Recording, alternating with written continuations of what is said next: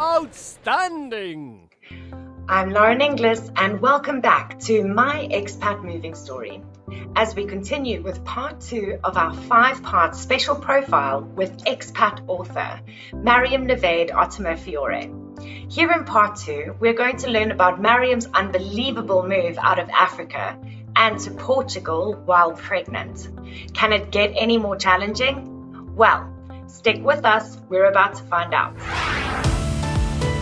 Relocating to a new home. New people. New schools. New beginnings and new adventures. Shared with all, right here, on my Expat Moving Story, with our host Lauren Inglis. So what I want to know a lot about is your last move was from Ghana to Portugal during the pandemic last year with your 2 children and while you were going through a high-risk pregnancy at 6 months in. That's just incredible, and I actually think that you might be one of the bravest people that I've ever met. It's or foolish. Either way. But I mean, moving is stressful enough, let alone from Ghana without these circumstances and extra precautions taken during COVID. So, what actions or plans for your relocation taken by the relocation company and moving company made you feel really supportive during that process? That's a great question, Lauren. Yes, I won't lie. It was one of our most stressful moves from Ghana to Portugal about 7 months ago, 6-7 months ago. I think some of the steps taken by the relocation company that did help us feel supported was having a very frank conversation saying, look, we are here for you. We know this is going to be a very tough move given the circumstances, given the global circumstances, and given your personal circumstances as well. So it definitely felt good to hear that. Sometimes what you really need to hear, first of all, is just an empathetic, person on the other side acknowledging that this is going to be messy. It's going to maybe not be, the smoothest move that you are going to make. So having that acknowledgement was great because we felt, okay, we're on the same page. And it also helped to align expectations, which, as you know, is really key in any relocation process. Absolutely. The second thing I think that helped was that we were offered a lot of logistical support. And the logistics became quite complicated in this international relocation because, as you know, Lauren, the shipping industry was facing its problems. The airline and travel industry were facing their issues. We would keep booking flights. The flights would keep getting canceled. And, there was just so much happening. So the relocation company had to be on top of every aspect logistically, whether it was passports, immigration, shipping, container delays, availability of containers. Everything from A to Z had to be planned meticulously, and also you had to plan for the unknown, right? You had to plan for the known and the unknown. So that was very tricky, and I think that is something that they acknowledged quite well, and they kept us up to date. So that was good. We knew what was going on throughout the process, and so the logistics help was definitely there, and it was so crucial, especially in this move.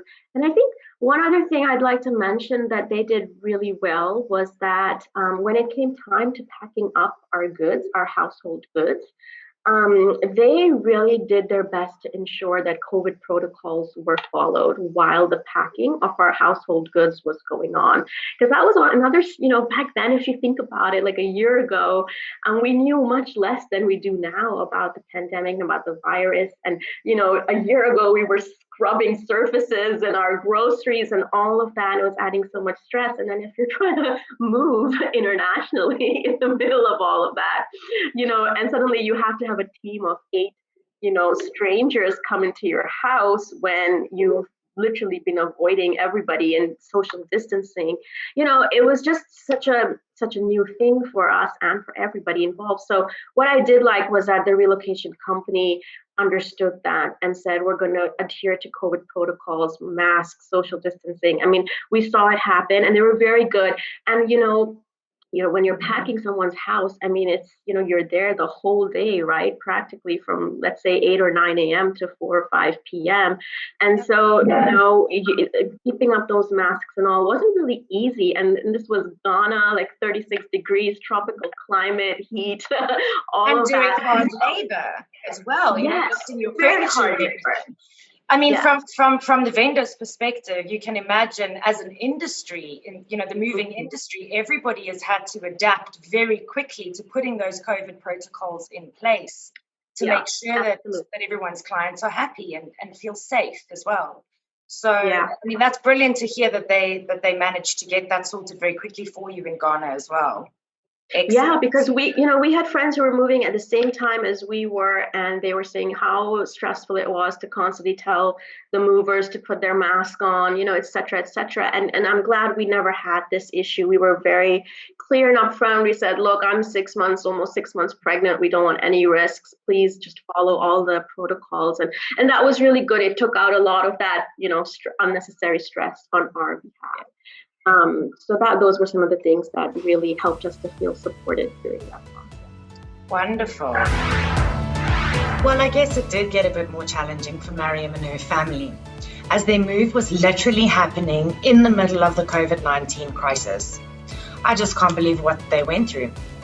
Truly unbelievable.